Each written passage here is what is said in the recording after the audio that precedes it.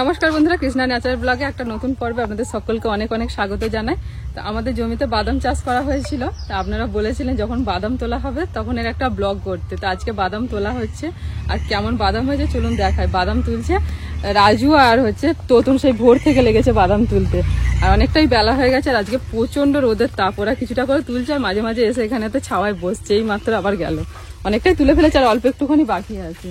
আর সকাল থেকেই ভাবছি যে ব্লগটা শুরু করবো, নানা কাজেতে ব্যস্ত বুবলুকে নিয়ে, আর সেই থেকে শুরুই আর করতে পারিনি।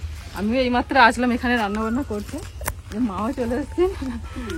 এই দেখুন আমাদের কেমন বাদাম হয়েছে জমিতে। এই যে সব শাড়ি দিয়ে দিয়ে বাদাম গাছগুলো উপরে উপরে রেখেছে, এগুলোকে আবার কাটতে হবে, সব বঁটি দিয়ে গোড়াগুলো কেটে নিতে হবে। এই দেখুন কেমন বাদাম হয়েছে আমাদের জমিতে। এক একটা বাদামের সাইজ দেখুন, বাদামের সাইজ বেশ ভালোই হয়েছে। আর বাদামগুলো পুরো মানে একদম নিরেট। বাদাম যখন না এরকম শক্ত হয়ে যাবে তখনই তুলে নিতে হয়। তো কালকে খুব বৃষ্টি হলো বলে বাদামটা তোলা হয়নি, যার জন্য কয়েকদিন লেট হয়ে গেছে। বেশ ভালোই হয়েছে বাদাম। একটা আমি ভেঙে দেখাচ্ছি ভিতরের দানাগুলো। এই হচ্ছে চীনা বাদাম, খুব হার্ড হয়ে গেছে। এই দেখুন দানাগুলোর সাইজ, দানা খুব ভালো হয়েছে। হ্যাঁ এদিকে প্রচন্ড রোদ আজকে গো, সকাল থেকে। ওই ভাই এসছে আমার সাথে দেখা করতে। ভাইয়ের বাড়ি হচ্ছে এদিকে ভীমপুরে, আমাদের এখানে অনেকেই হয়তো জানবেন যে ফুরফুরা ওই ভীমপুর বলেন ওইদিকে। ওরা থাকে হচ্ছে যে মুম্বাই। তো ওখান থেকে ভাই এখানে বাড়িতে মানে দেশের বাড়িতে এসছে, এসে আমার সাথে দেখা করতে এসছে। আর আমাদের এখানে পিসির বাড়ি, তো পিসির বাড়িতে কালকে এসছে আর এখানে আমার কাছে এসেছে। এই দুপুরবেলা রোদের সময় এসছে দেখা করতে। আমি বলছি থাকো, খাওয়া দাওয়া করে যাবো। যে না না আমি এক্ষুনি চলে যাবো। এই জমিতে বাদাম ভাঙা হচ্ছে, আমার সাথে এলো একটুখানি রান্নাঘরটা ঘুরে যাবে বলে। কষ্ট হচ্ছে খুব গরম। ওদের ওখানে থাকে, বলছে ওখানে অতটা নাকি গরম না, এখানের মতো এরকম গা জ্বালা। তো এখানে তো প্রচন্ড এখন গরম চলছে। ও বলছে যে আমাদের এদিকে এতটা গরম নেই, একটু ঠান্ডা ঠান্ডা ওয়েদার। এতে আর্দ্রতা আছে না বাতাসে, ওই জন্য আরো বেশি। আমাদের পুরো জমিটা প্রায় সব তোলাই হয়ে গেছে, ওইদিকে শুধু একটুখানি বাকি আছে বাদাম তুলতে। তো তুমি দেখো রাজু, আমাদের রাজু বলতে পারবে যে বাদাম কেমন হয়েছে। রাজু তোমার জমিটা কেমন হয়েছে আর আমাদের জমিতে কেমন হয়েছে বলো। হ্যাঁ বাদাম খুব ভালো হয়েছে। তোমার জমির মতো হয়েছে? হ্যাঁ দেখো পোস্টটাই দেখো, পোস্টটা হয়েছে সলিড বাদাম হয়েছে। পুরো টাইট দেখো, পুরো ভালো। তেল করবো। রাজু যখন বলেছে বাদাম ভালো হয়েছে তখন ঠিক এক্সপার্ট, একদম এক্সপার্ট। রাজুদের বাদাম সব তোলা হয়ে গেছে, হয়ে যেতে পারে। তোতন তার মানে 100 পেয়েছে। তোতন এবারে, হ্যাঁ তোতন ভালোভাবে চাষটা করেছে এবারে, মানে আলুর থেকে ভালো হয়েছে বলো। কি মিষ্টি গো, হেবি মিষ্টি কাঁচা বাদাম। আমার আবার কাঁচা বাদাম খেতে বেশি ভালো লাগে, ভাজা বাদাম খেতে ভালো লাগে। আমার তো ভাজাই বেশি ভালো লাগে। ভাজা মানে হচ্ছে যেটা মানে তেল দেওয়া না, এমনি। এই যে উবড়ে উবড়ে রাখা হচ্ছে, যে মাটিগুলো ধরে আছে, মাটিগুলো মানে একটু ঝরে যাবে, শুকিয়ে যাবে। আর বাদাম গাছের এই গোড়াগুলোকে এইভাবে কেটে নিতে হবে, গাছগুলো জ্বালানো হবে। তারপরেতে এবার এইগুলো থেকে আমার একটা একটা করে বাদামকে ছিঁড়তে হবে, মানে একটু খাটুনি আছে। আর বেশ কয়েকদিন সময় লাগবে বাদামের পিছনেতে। তো করে ফেলেছে আর এইটুকুই আছে, এটুকু হলেই অনেকক্ষণ থেকে লেগেছে। দেখি আমি পাইপ উড়াতে, যা গরম। একটু জড়িয়ে জড়িয়ে গেছে বলো, আর আছে গাছগুলো বড় বড় হয়ে গেছে। আমি গাছও খুঁজে পাচ্ছি না, বড় বড় গাছ হয়েছে এমন। বাবা রে, এক একটা কটা করে ধরে টানবো গো। হচ্ছে তো রাজু, বাদাম ছিঁড়ে চলে যাচ্ছে না তো, এক ঝটকায় তুলতে হবে বলো। এই যে তুলেছি। ক পেয়েছো? আমি কি বাদাম তুলিনি নাকি? এর আগে তো করেছো, কিন্তু এখন এইসব কোমর ফোমর নিয়ে অবস্থা খারাপ না। হেঁটে হেঁটে তুলতে হচ্ছে না। কি করে এত বাদাম কি করবে না? তেল তেল তেল করে খাবো রেখে রেখে। হ্যাঁ হোক না, সারা বছর ধরে খাবো, কোনো অসুবিধা নেই। বাদাম কিনে আমরা তেল বানিয়েছি, এবার বাদাম চাষ করে তেল বানাবো। আছে আছে আছে, দাও।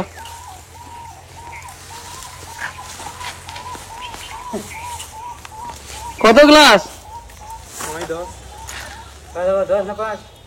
দাও? তাই দাও না, 10 টাকারই দাও। 1 2 3 4 5। আমাকে 5 টাকা।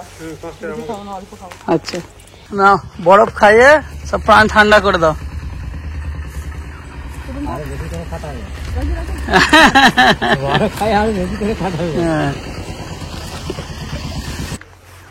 রাজু আর তোতন দুজনে বরফ খেতে খেতে ছাওয়ায় বসে পড়েছে। নাও খেয়ে না, ওইটুকুন আছে উবড়ে নাও, আমি রান্নাটা করি। রাজু তোতন ভাত খাবে, রান্না বান্না করি, এখন রান্না শুরু করতে পারিনি। আবার কালকে থেকে বাদাম গুলো কাটতে হবে, বসে দিয়ে দিই। আজকেই শুকিয়ে যাবে, বৃষ্টি যদি না হয় আজকেই শুকিয়ে যাবে। কাঁচা কাঁচা গাছগুলো কাটতে হবে, নাহলে শুকিয়ে গেলে আবার কাটতে বেশি কষ্ট হবে। ডাব কাটার বটি নিচ্ছে তো, হ্যাঁ রাজু এনেছে তো। ডাব কাটার বটিতে কাটতে হবে, খাওয়াই বসে বসে খেতে নিতে হবে। খাচ্ছেন বড় মা? বরফ খেয়ে শরীর ঠান্ডা করুন, তারপরে রান্না করতে শুরু করবো। দেখেছো আমাদের কেমন বাদাম চাষ হয়েছে? দেখেছি তো দারুণ কষ্ট হচ্ছে তো গরমে। হ্যাঁ বুঝতে পারছি গো। আমরা যে সিকিম গিয়েছিলাম, দারুণ ওয়েদার, ধরো মাইনাস টেম্পারেচার ওয়েদার, তো এত ভালো লাগছে, যেই এসেছি আরো বেশি কষ্ট হচ্ছে। ভাই আবার আমার জন্য ভালোবেসে একটা গিফট এনেছে, শুধু হাতে আসেনি, দিদির কাছে এসছে আবার গিফট এনেছে। তো আপনাদের দেখাবো কি গিফট দিয়েছে আমাকে। গরমকালে এত গরম আমরা কাটিয়েছি, বললে বিশ্বাস করবে না। আজকের পরিস্থিতি সম্পূর্ণ আলাদা, মানে কি অবস্থা হয়তো দেখে বুঝতে পারছেন। সেই সকাল থেকে আমাদের রান্না বান্না চলছে, আর তার উপর যে উনুনটা জ্বালা হচ্ছে, মানে উনুনটা জ্বাললেই তো ব্যাস টেম্পারেচার আরো 4-5 ডিগ্রি করে বেড়ে যায়, মানে বুক পেট সব একদম মানে গরম হয়ে যায়। কিছু করার নেই, যাদের যেটা কাজ সেটা তাদেরকে করতে হবে। তো হাসি মুখেই আর কি সবকিছুই করছে কৃষ্ণা। আমি তোমার তো হাল খারাপ হয়ে যাচ্ছে। ও বলছে না না ঠিকই আছে, ঠিক যা আছে তোমাকে বলতে হবে না, সেটা আমি নিজে তো ফিল করতে পারছি। আমার গরম মোটামুটি সহ্য হয়ে যায়, কিন্তু আমি অতিরিক্ত ঠান্ডা সহ্য করতে পারি। আর উল্টো ব্যাপার, হালকা ঠান্ডা ভালো লাগে, কিন্তু যখন খুব ঠান্ডা পড়ে তখন আমার খুব কষ্ট হয়। উল্টো আমার আবার উল্টো, যতই ঠান্ডা পড়ুক কোনো কিছু অসুবিধা হয় না। আমরা তো এই সিকিম ঘুরে এলাম, মাইনাস টেম্পারেচারে অতটা কষ্ট হয়নি যতটাই গরমে হচ্ছে। এই চুল মারতে দেবেন, অনেক কষ্ট মাথায় হয়। কালকে রাতে বাবার হঠাৎ করে একটুখানি শরীর খারাপ করেছিল, তো যার জন্য এখন এই যে বেরিয়েছি। মা ফোন করে খবর দিল যে বাবার শরীরটা ভালো না, একটুখানি বাপের বাড়ি যাচ্ছি। তো অনেকদিন বাপের বাড়ি যাওয়া হয় না, যাই একবার বাবাকে গিয়ে দেখাচ্ছি কেমন আছে।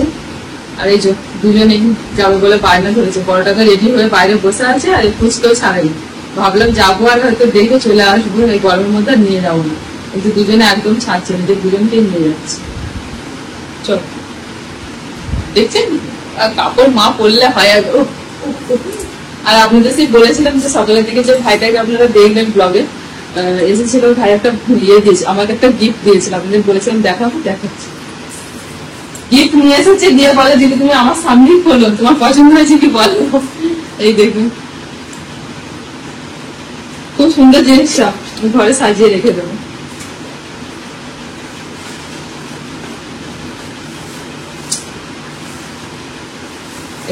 একটা খুব সুন্দর ছোট্ট করা ফুলদানি দিয়েছে, বেশ সুন্দর দেখতে। হ্যাঁ হ্যাঁ হ্যাঁ হ্যাঁ, ভালো হয়েছে, ভালো। হ্যাঁ হ্যাঁ হ্যাঁ হ্যাঁ, দেখেছো? হ্যাঁ, এবার রেখে দিই, প্যাকেট করে রেখে দিই। চলো, প্রথম বাড়ি যাবে তখন পড়ে যাবে। হ্যাঁ বললো, আর আমাদের আর চিনছে না। যাও বেরু করতে নিয়ে যাবে, যাও বেরু যাবে যে পিসবার সাথে। আর যাবে না, মা কাপড় পরে আমার আসে না, দিদি কেউ ছাড়ে না।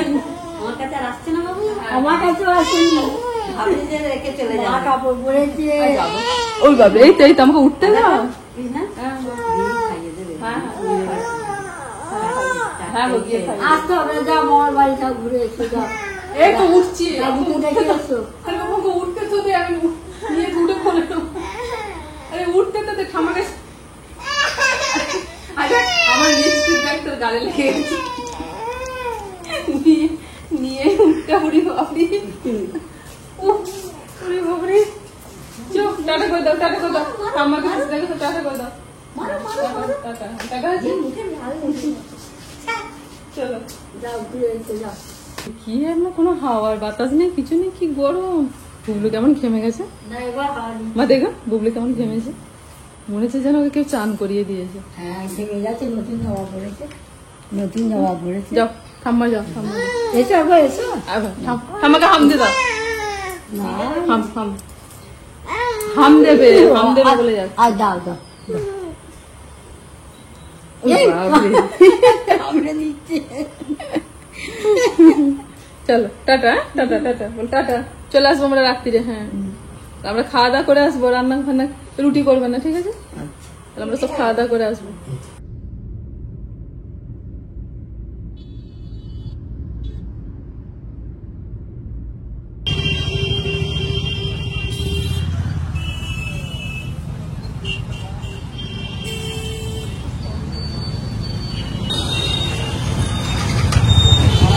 পেয়ারা না মানে বেশি খাওয়াতে না, কালকেই নরম হবে, কম করে নেবে। চলো এদিকে অন্য দিকে দেখি। দেখে রাস্তা পার হবে বাবু। তুমি বুবলুকে আমাকে দাও না, ঘুমাচ্ছে তো।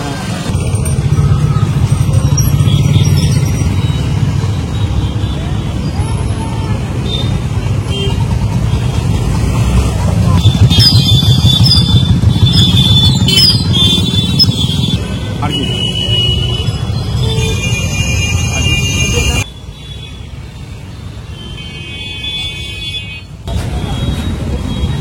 কলা যা সাইজ, বাবা বিখ্যাত কলা বলো, প্রত্যেকবার এখান থেকেই নেওয়া হয়। এদিকে দিয়ে ছটা তোমাকে দিয়েই বলালো, ও বলবে না। হ্যাঁ একা যদি যাস কোথাও তাহলে কি করবি?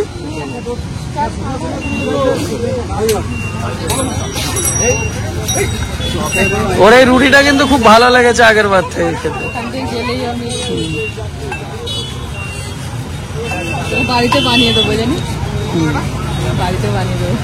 দুধের সর দিয়ে না, উপরে চিনি দিয়ে আর সেঁকে দেবো, চিনিগুলো ওর মধ্যে ধরে যাচ্ছে। যেমন সেঁকে তখন চিনিগুলো ধরে দেবো। একটু সন্ধে সন্ধে করেই বেরিয়েছিলাম, মানে পুরো রোদ পড়ে যেত, 5:30 পৌনে 6 এরকম হবে। তো আস্তে আস্তে পুরো অন্ধকার হয়ে গেল।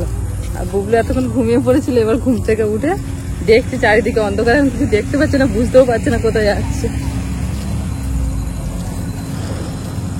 দাদুকে দেখতে এসছে, দাদুই আমাদেরকে নিতে এসেছি। কোথায় এসছো? কোথায় এসেছো? কোথায় এসেছো? এ চিনতে পারছো? অন্ধকারে আসছিল, বুঝতে পারছিল না।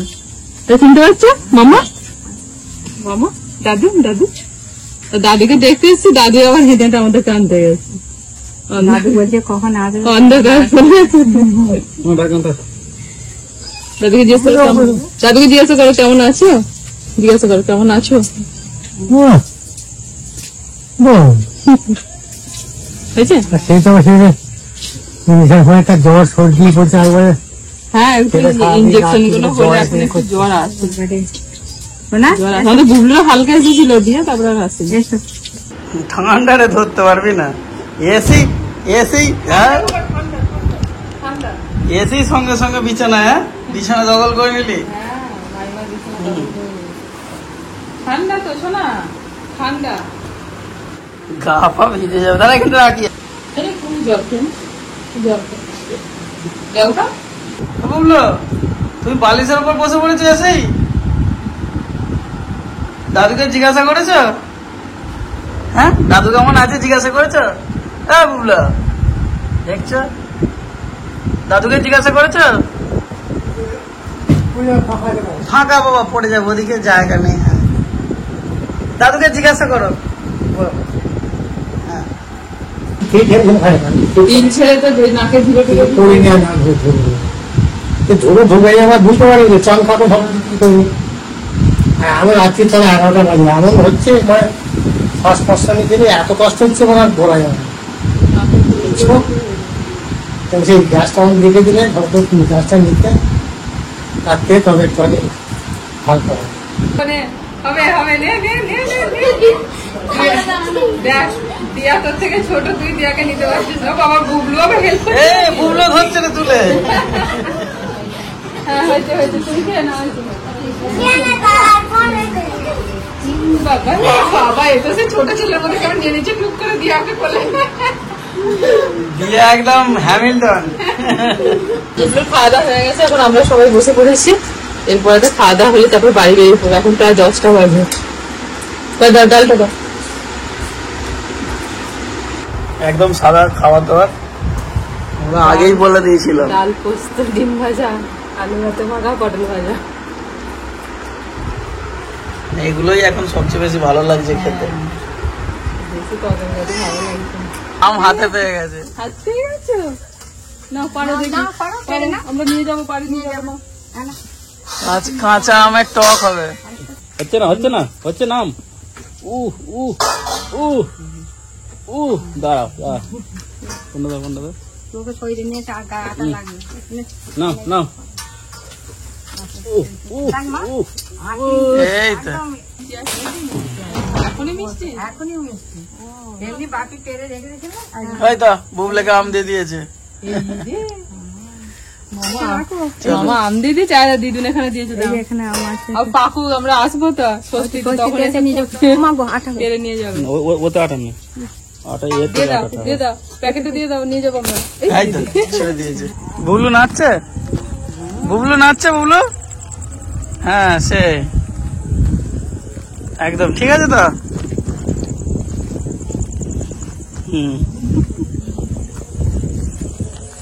হু ছুটছো যে বাড়ি যাবে বলে তুমি। হয়েছে না? তাড়াতাড়ি বাড়ি যেতে হবে না? প্রায় 11টা, আমার তো সকালবেলা 10:30 পার হয়ে গেছে। আবার কাল সকালে যুদ্ধ। বাইরে হাওয়া দিচ্ছে ভালো। হ্যাঁ ওয়েদারটা বেশ নরম হয়ে গেল। যখন এলাম খুব গরম ছিল। বুবলু গান হচ্ছে, আর করে নাচছে। হুম বাবা, কি বলে, কত পায়ে গেল।